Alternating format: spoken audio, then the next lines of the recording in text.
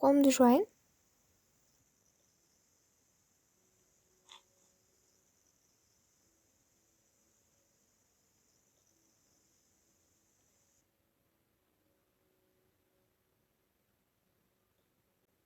Әпкем не деп жатыр? Сен сөйлей алмайсың ғой. Мені бәрі жақсы көрмейді. Мен не істесем де жақпаймын. Бірақ та мені анам да, сіңлім де жақсы көрмейді. Сіңлім бәрін әдейі жасайды. Анам болса, соған алданып қалатын сияқты. Мен не істеймін енді? Әпкеме жаным ашып кетті.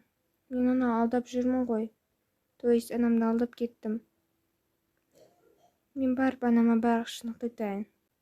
Анашым, әкешім, сіздерге бір нәрсе айтайын деп едім. Айта ғой, қызым, не болды? Айта ғой. Кеше негізінде үйді мен жинамадым. Оны менің әпкем жинаған. Одан кейін тамақты да мен істемедім. Оны әпкем істеді. Немене? Сен сонда бізге өтірік алдадың ба? Иә. Қызым, неге өтірік айтасың? Мен сол үшін сенің әпкеңе ұрыстым. Анарды да ренжітіп қойдық. Енді кешіріңіздерші, әпкемнен кешірім сұраймын. Шақыршы оны қазір. Анашым, не болды?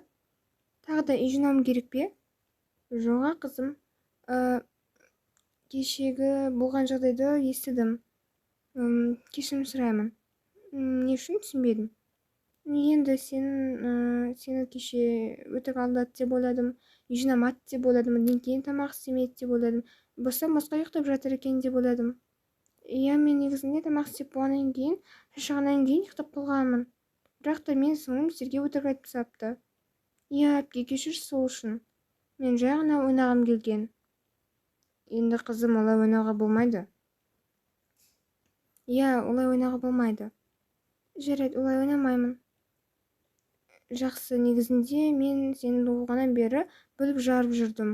Яғни кіші қызымды көбірек жақсы көріп жүрдім.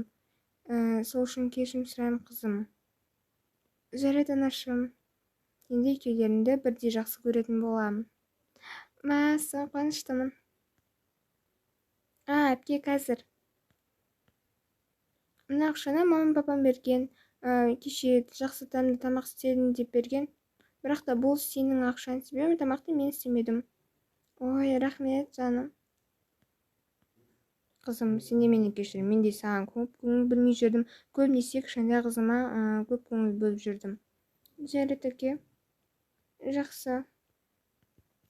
Осылай бәрі тату-тәтті өмір сүріпті. Сериал аяқталды. Ұнаса лайк басыңыз және тіркеліңіз. Келесі сериалдарымды күтіңіз, сау болыңыз.